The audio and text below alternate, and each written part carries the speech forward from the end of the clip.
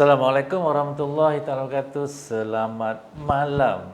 Nampaknya di luar sana hujan dan waktu sekarang pukul 11.38. Okey, sebentar lagi tengah malam ya. Saya nak bercerita tentang theoretical framework dan juga conceptual framework. Apa beza dia dan bagaimana kita ingin membina kedua-duanya.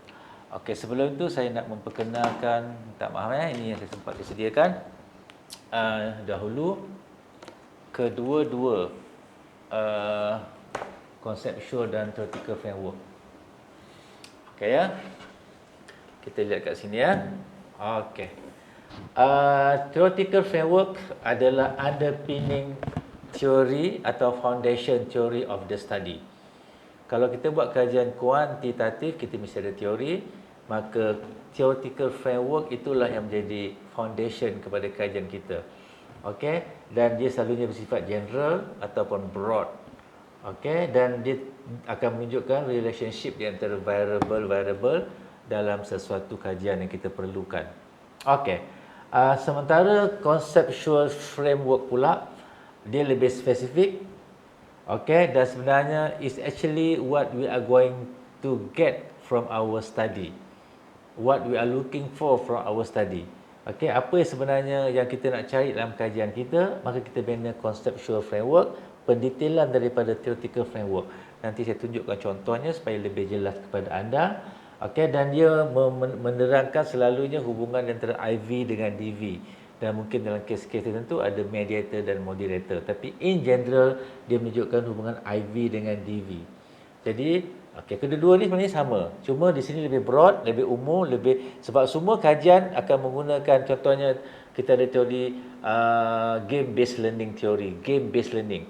Jadi apa saja kajian tentang game-based learning menggunakan teori yang sama, tetapi pendetailan yang berbeza mengikut konteks kajian masing-masing. Okey, saya harap anda boleh melihat ya penjelasan ringkas di antara keduanya. Okay, kenapa ada perkataan framework? Framework bermakna kita membuat kajian berdasarkan kepada skop kerangka tersebut dan kena tahu bahawa conceptual framework, theoretical framework tidak semesti dalam bentuk grafik. Ada flowchart, tak semestinya. Ada kalanya pelajar boleh explain dalam bentuk wording. Okey, dia boleh explain dalam bentuk wording. Ini adalah theoretical framework dalam bentuk wording, menunjukkan perkaitan antara variable, menjelaskannya.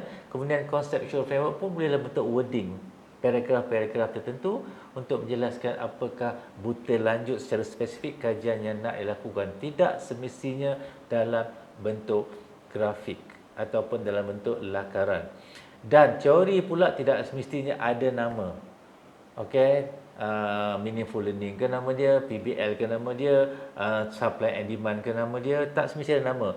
Asalkan dia menunjukkan perkaitan antara variable untuk menjelaskan sesuatu teori yang berlaku secara umum, maka itulah theoretical framework. Okey, jangan kelang kabut sebab ada tesis yang tak nampak pun dia punya gambaran dia. Tak semestinya, tetapi kalau boleh dilakarkan itu lebih mudah untuk difahami. Okey, kita pergi kepada contoh. Contoh yang pertama. Secara umumnya, ini adalah theoretical dan juga conceptual framework. Contohnya, inilah teori ABC kat atas ni sebagai contoh, di mana teori itu mengatakan daripada literature yang kita baca bahawa terdapat hubungan antara self-esteem dengan performance dalam matematik.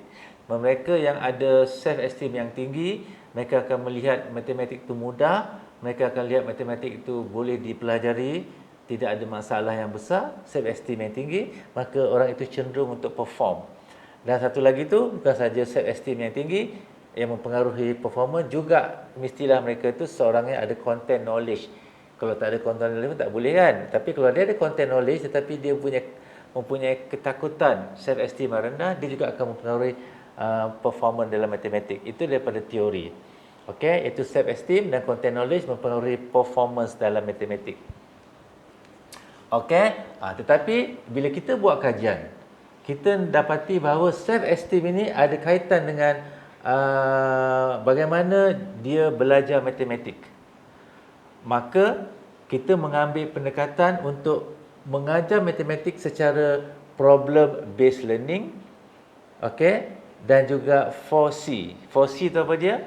Adalah collaboration, creative communication dan juga critical thinking. Jadi kita gabungkan kedua-dua elemen ini. Tujuan kita gabungkan elemen ini sebab dia akan memberikan impact kepada self-esteem. Seseorang yang boleh bercollaborate, seorang yang boleh menyelesaikan masalah, dia akan meningkatkan self-esteem. Jadi kita gantikan self-esteem ni dengan 4C dan PBL. Dan kita nak pastikan bahawa kedua-dua ni ada hubunganlah daripada literature. Literature menyatakan bahawa sekiranya seseorang tu berkolaborasi, dia boleh meningkatkan self-esteem dalam mempelajari matematik atau dalam mempelajari apa sahaja subjek. Jadi kita pun gantikan dia secara spesifik. Okey, yang ini kita nak uji. Kita bina pendekatan 4C dengan PBL. Kemudian, content knowledge tidak memadai. Ini umum. Kita spesifikkan untuk menguasai content knowledge, murid mestilah menguasai procedural knowledge as well as conceptual knowledge. Jadi dengan adanya 4C dan PBL dan juga procedural dan conceptual content knowledge ini, maka dia akan mempengaruhi mathematical thinking. Ada literature menyatakan bahawa kedua aspek ini akan mempengaruhi mathematical thinking, dan mathematical thinking mana seseorang tu berfikir seperti seorang mathematician. Okey, maka dia akan juga mempengaruhi performance. Tidak ada dalam teori yang umum ini, tetapi kita mengkhususkan. Jadi dalam kajian ini, apa yang kita nak lihat adalah kesan daripada penggunaan 4C dengan PBL dan juga pengajaran berdasarkan procedural dan conceptual terhadap mathematic thinking. Maybe di sini kita gunakan questionnaire, dan juga ada tak dia mempengaruhi performance. Okey, yang kita uji maybe dalam bentuk soalan-soalan konseptual. Jadi ini contoh theoretical framework dan juga conceptual framework. Okey, contoh yang kedua. Okey, contoh yang kedua adalah teori multimedia. Katalah CTML. CTML ni maknanya Cognitive Theory of Multimedia Learning. Yang secara ringkas dia menunjukkan bahawa apabila kita membina multimedia, sebarang bahan multimedia di mana mereka bentuk verbal model dalam bahan multimedia tu, ini teori ya, menyatakan kalau kita bercakap secara tersusun, baru diikuti oleh gambar, atau gambar dulu baru kita bercakap, tidak boleh secara simultaneously, maka dia akan mudah membentuk verbal model dalam minda pelajar. Dan sekiranya kita dapat menunjukkan pictorial model, menunjukkan model tertentu secara gambar, visualize, maka dengan mengintegrasi kedua-dua model dalam minda ini, maka dia akan mempengaruhi pemahaman pelajar terhadap apa sahaja subjek. Ini teori asas CTML. Jadi kita nak mendetailkan kajian kita. Okey, yang kita nak lakukan, kita menggunakan konsep yang sama daripada theoretical framework ni untuk bawa kepada conceptual model. Okey, ini verbal model dan juga pictorial model. Tetapi kita membina AR. Kita membina AR ya, tak nampak AR ni adalah augmented reality. Kita membina augmented reality. Contoh kita ada avatar kita ada avatar. Avatar tu bercakap secara yang synchronize, secara terkawal, dengan menunjukkan let's say menunjukkan image 3D. Jadi kita punya augmented reality ataupun virtual reality, whatever kita nak guna kat sini, yang akan dijangkakan mempengaruhi verbal model dan juga pictorial model, maka dia diintegrasikan untuk memberikan pemahaman. Tetapi kita nak uji bukan sekadar pemahaman saja seperti teori yang umum ini. Okey, kita nak uji pemahaman, sama ada pemahaman tu ada tak pengaruh terhadap higher order thinking skill dan juga lower order thinking skill. Orang nampak tak beza antara keduanya? Yang ini sebenarnya yang kita nak buat, inilah teori yang underpinning the study. Okey, kemudian dalam conceptual framework kita akan tentukan ini adalah IV. Okey, di mana IV ini akan mempengaruhi DV, understanding, iaitu terdapat kepada dua pembahagian secara lebih detail. Jadi anda kena berfikir apakah teori yang anda ada secara umum dan bagaimana anda nak masukkan elemen-elemen. Okey, dalam kes ini apa elemen yang berbeza dengan atas? Itu elemen ini. Okey, yang kita nak buat augmented reality yang tak ada di atas, tetapi dia akan mempengaruhi kedua-dua ini yang ada di atas. Okey, jadi satu lagi elemen hot dan lot yang tidak ada dalam teori yang umum, tapi kita buat secara pengkhususan. Kenapa? kerana kita nak melihat dia secara lebih detail, maka itu sebagai satu sumbangan kepada knowledge di mana kita telah berjaya menunjukkan ada tidak hubungan di antara ataupun pengaruh di antara augmented reality menggunakan teori CTML terhadap hot and lots.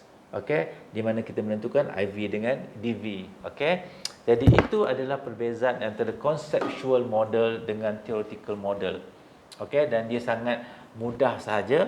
Okey, bergantung kepada apa yang anda jadikan sebagai teori. Kadang-kadang dalam bentuk penjelasan, kalau anda boleh tunjukkan kaitan dia sebagai hubungan antara variable, lukiskan gambar rajah theoretical framework, lepas tu tukar kepada conceptual framework, masukkan elemen-elemen yang kita nak kaji, seperti dua gambar rajah yang saya tunjukkan sebentar tadi. Okey, so saya harap penjelasan itu dapat memberikan anda sedikit maklumat apa beza antara theoretical framework di mana dia teori yang umum dan kita bawa dalam konteks kajian kita, masukkan elemen-elemen spesifik yang kita jadikan sebagai elemen fokus yang kita nak uji. Okey, antara IV dengan DV dalam conceptual framework. Okey, itu sajalah yang saya sempat berkongsi. Jangan lupa besok pukul 3 petang bersama dengan barisan panel rakan-rakan saya untuk bercerita bagaimana mereka menjadi seorang penulis, ya.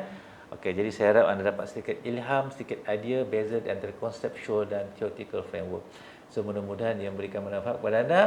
Sekarang dah 11.50. Selamat bersahur. Jumpa lagi besok. Okey, assalamualaikum. I love you.